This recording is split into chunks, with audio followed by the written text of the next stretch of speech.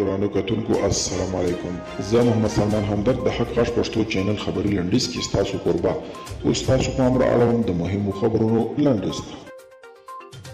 په کابل کې د امریکا د سفارت ظفیر له رسنیو سره په خبرو کې ویلي چې د دوحې هوکړې پر بنسټ طالبان په راتلونکي څه کم لسو ورځو کې د دې غوښتونکي دي چې د افغان حکومت له زندانونو یې شاوخوا 7,000 نور بندیان هم خوشي کړل شي.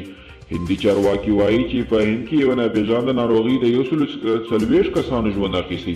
د رسنیو د راپورونو له مخې د هند د اندرا پردیش ایالت په ایلورو ښار کې یوه ناپېژانده ناروغي خپره شوې چې تر دې دمه یې 140 کسه وژلي. همداراز له دې ناروغۍ ګڼ کسان جوړ شوي هم دي. ولسمشر غني تېره ورځ د ویډیو کنفرانس له لارې په اروپا او امریکا کې له افغان طبي متخصصینو سره د کورونا د دویمې څپې د کنټرول په اړه خبرې کړې دي. ولسمشر غني ویلي چې د افغانستان د صحي بنسټونو ډمګړۍ د افغانانو غوښتنې ته ځواب نشي ویلی او په دې برخه کې پراخ کار ته اړتیا ده. د افغانستان د بشري حقوقو خپلواک کمیسیون د پوهنې وزارت په خپلو سرو کړنو نیوکه کړې ده.